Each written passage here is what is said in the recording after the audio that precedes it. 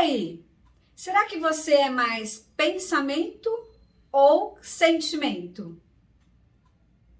Bem-vindos a esse vídeo. Se você está vendo a minha carinha aqui pela primeira vez, eu me chamo Osmarina Viel, sou psicóloga clínica e o objetivo desses vídeos é levar ferramentas para que você tenha no seu dia a dia para ter sucesso. Né? Sucesso na tua parte profissional, nas relações com amigos, famílias. E quando falamos dessa característica de ser mais pensamento ou sentimento, faz toda a diferença na nossa vida. No vídeo anterior eu falei sobre extrovertido e introvertido.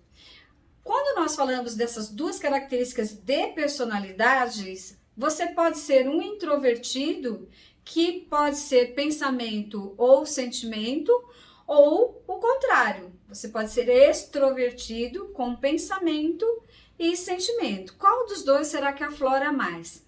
Ixi, Marina, sentimento ou pensamento? E agora? Como é que eu sei disso, né?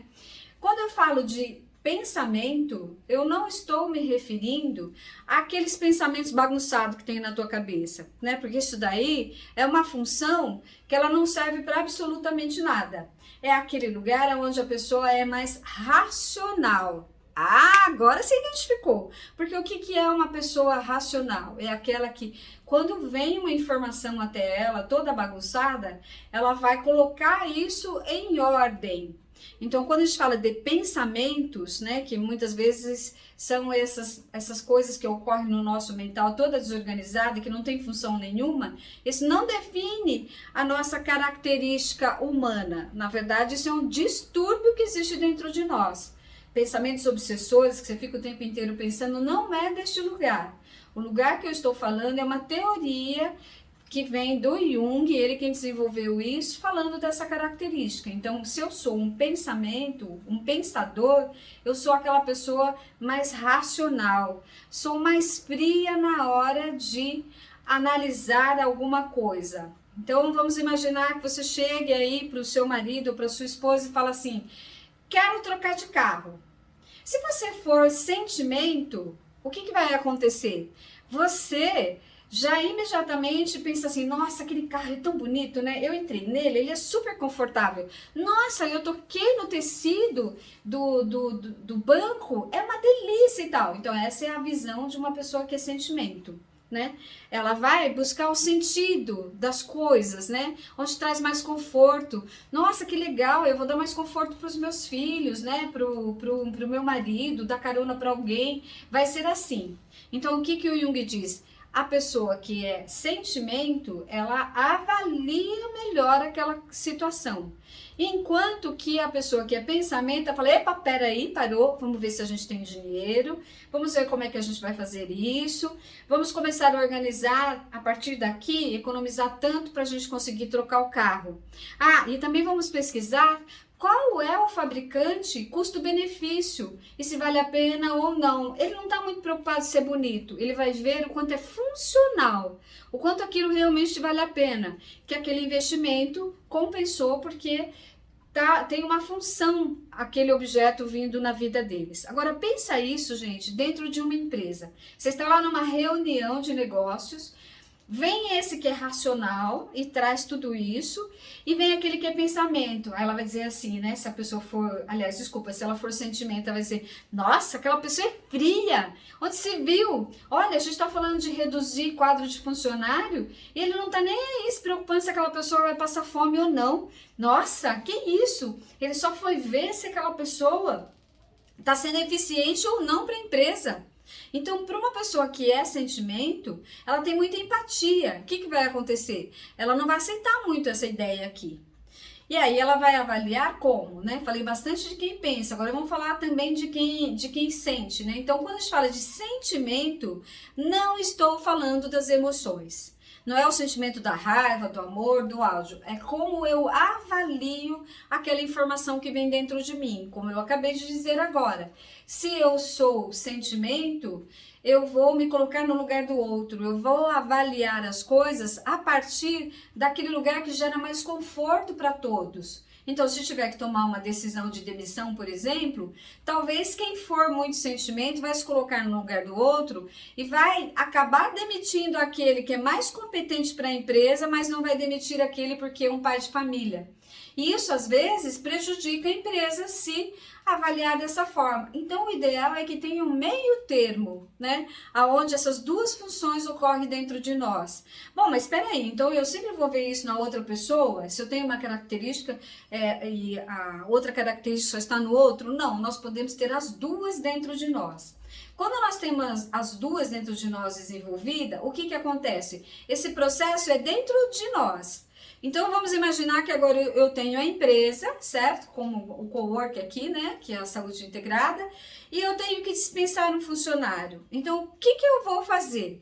Primeiro, eu vou usar do racional, né? Então, é a parte desse mental aí, né? O racional. O que eu vou fazer? Vou orientar o funcionário para que ele seja sempre eficiente. Bom, muito bem, eu orientei e tal. Chegou no momento de dispensar. Bom, fiz tudo que estava ao alcance para que esse profissional tivesse um êxito no trabalho dele. Mas agora, como veio a crise e eu tenho que dispensar e eu vi que ele não veio de encontro, então sim, eu vou dispensar essa pessoa e não dispensar alguém que está indo muito bem, obrigado, mesmo que seja solteiro e que aparentemente não teria um dano tão maior quanto se fosse um casado com os filhos. Você viu? Então uniu as duas coisas. A gente consegue fazer isso dentro de nós. No ponto de vista do Jung, ele fala que quando nós vamos buscando o autoconhecimento, nós temos essa condição de identificar, né, onde é o que mais está aflorado dentro de nós, e aí que ele chama de função consciente e inconsciente. E aquela que está menos aflorada, nós vamos aproveitando aquele espelho que está ali, que é uma outra pessoa, e vamos entendendo que aquilo também não é ruim, ao invés de eu julgar aquilo como ruim. Porque uma pessoa que é muito racional, o que ela vai dizer para aquele que é muito sentimento, né? Nossa, essa pessoa é pouco profissional. Onde se viu ela avaliar desse jeito? Inclusive, eu tenho um exemplo vivo para dar aqui para vocês. De uma empresa que ela tem esses dois perfis, né? E inclusive está bem separado aí, porque a pessoa que é mais sentimento, ela lida melhor com pessoas. Ela se coloca no lugar das pessoas, então assim, pessoas de recursos humanos, né, assistente social, vendedor, ele é muito bem-vindo que ele tenha essa característica dos sentimentos. Enquanto que do pensamento, que esse racional, ele é melhor, se desenvolve melhor em planilhas, na área financeira, investimentos, ver a empresa como um negócio como um todo, para onde tem que caminhar, quando está mais aflorada. Mas se a pessoa tem as duas bem equilibradas, ela pode tanto fluir num lugar quanto no outro. Então, se você é um gestor de um setor, por exemplo, o que você vai fazer? Você vai desenvolver essas características dentro de você sabendo que essas duas são importantes, ao invés de negar, porque a tendência nossa é negar. Então tá, se eu sou sentimento, eu nego aquele que é racional, porque eu acho que é frio, eu não quero aquela pessoa. Perdeu a sua equipe se você fizer isso. Então, para que você tenha êxito na tua equipe, que ela se torne realmente uma equipe coesa, é necessário que tenha esses dois seres e cada qual fazendo o seu trabalho da melhor forma possível. E que a equipe toda reconheça que essas duas funções são importantes.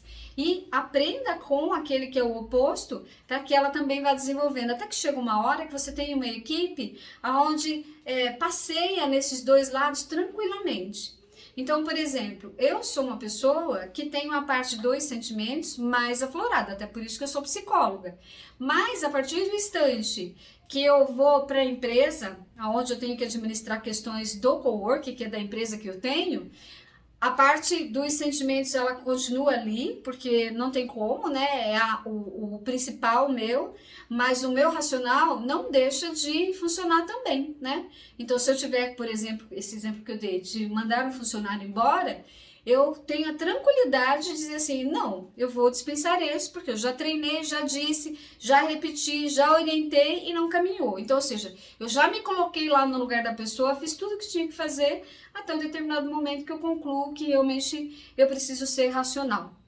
Então, ok, gente, vamos fazer um apanhado geral aí para entender Pensamento e sentimento. Racional tá aqui, vamos usar da lógica das coisas, e aqui é o que faz sentido.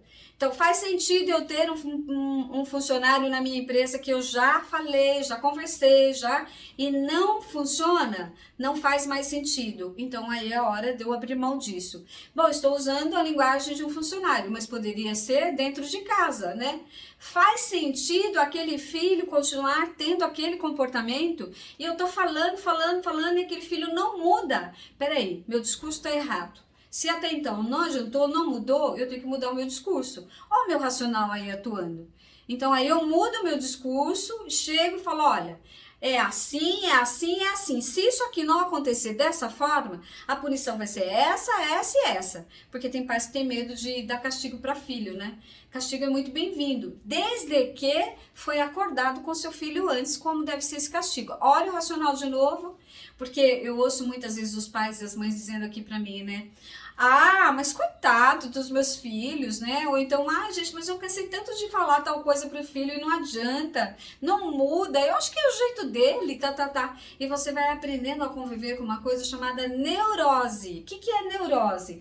Todas as vezes que eu fico repetindo a mesma coisa e não tem mudança.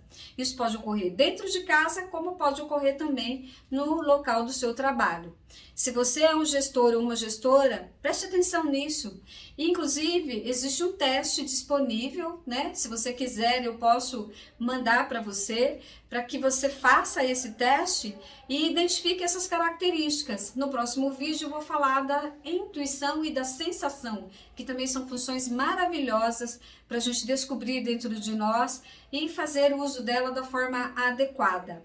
Se você quiser esse teste, entre em contato comigo no WhatsApp que estou deixando aí embaixo, eu mando para você.